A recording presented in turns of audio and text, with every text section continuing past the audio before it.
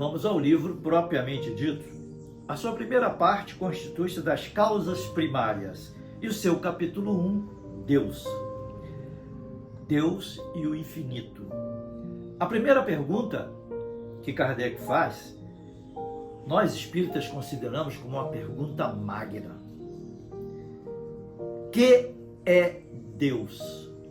Kardec não pergunta quem é Deus, senão ele estaria dando a resposta. Ele pergunta: que é Deus?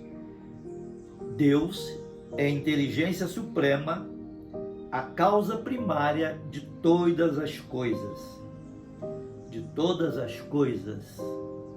Que se deve entender por infinito? É a segunda pergunta. Aquilo que não tem começo nem fim. O desconhecido. Todo desconhecido é infinito. 3. Pode-se dizer que Deus é o infinito? A definição é incompleta e decorre da pobreza da linguagem humana, insuficiente para definir o que está acima da compreensão dos humanos. Onde se pode encontrar a prova da existência de Deus?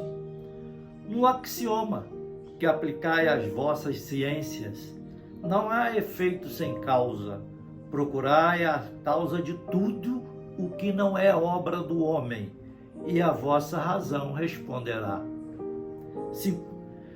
Que dedução se pode tirar do sentimento intuitivo de todas as pessoas tem da existência de Deus?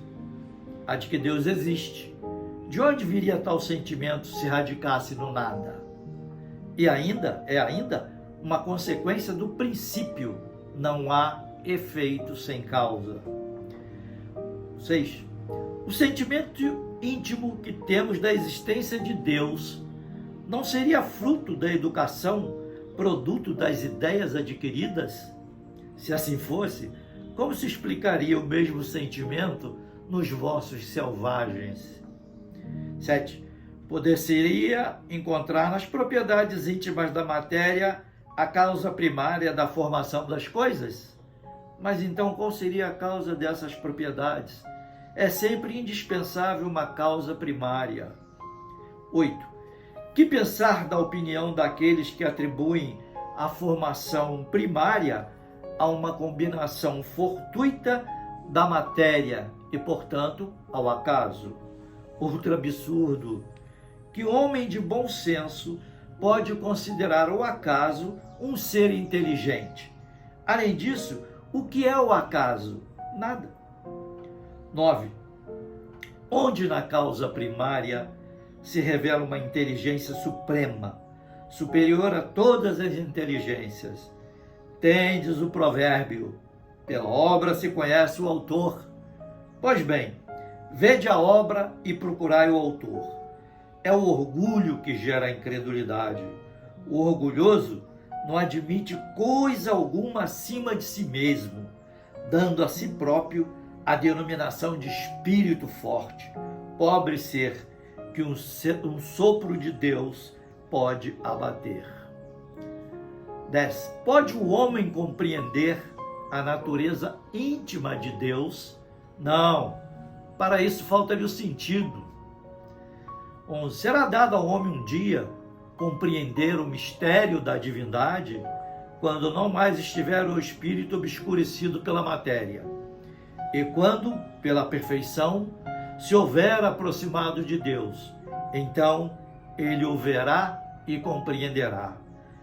12. Embora impossibilitados de compreender a natureza íntima de Deus, podemos imaginar algumas de suas perfeições?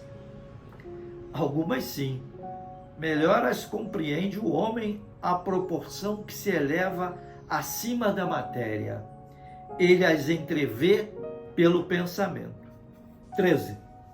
Quando dizemos que Deus é eterno, infinito, imutável, imaterial, único, onipotente, soberanamente justo e bom, não formamos uma ideia completa dos seus atributos?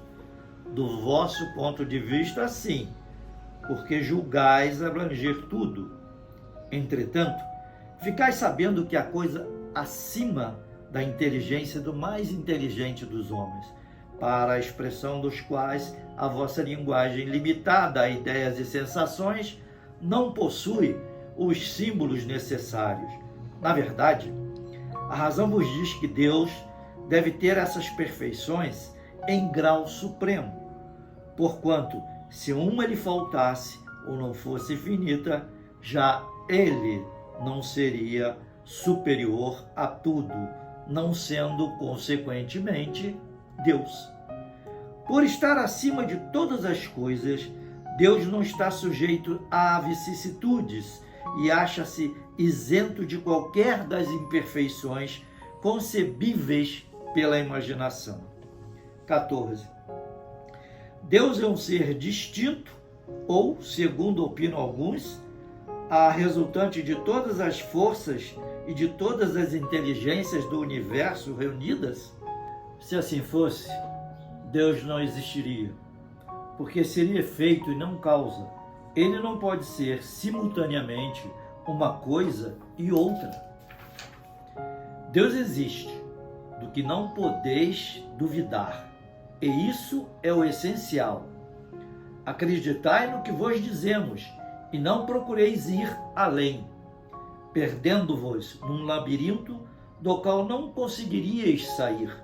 Isso não vos tornaria melhores, pelo contrário, aumentaria o vosso orgulho, porquanto acreditaríeis saber, quando na realidade nada saberíeis. Portanto, deixai de lado todos esses sistemas. Tendes inúmeras coisas que vos tomam mais tempo de perto, a começar por vós mesmos.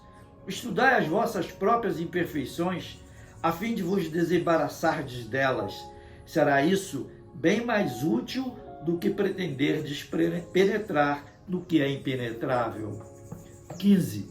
Que pensar da opinião segundo a qual todos os corpos da natureza, todos os seres, todos os globos do universo seriam parte da divindade, constituindo em conjunto a própria divindade.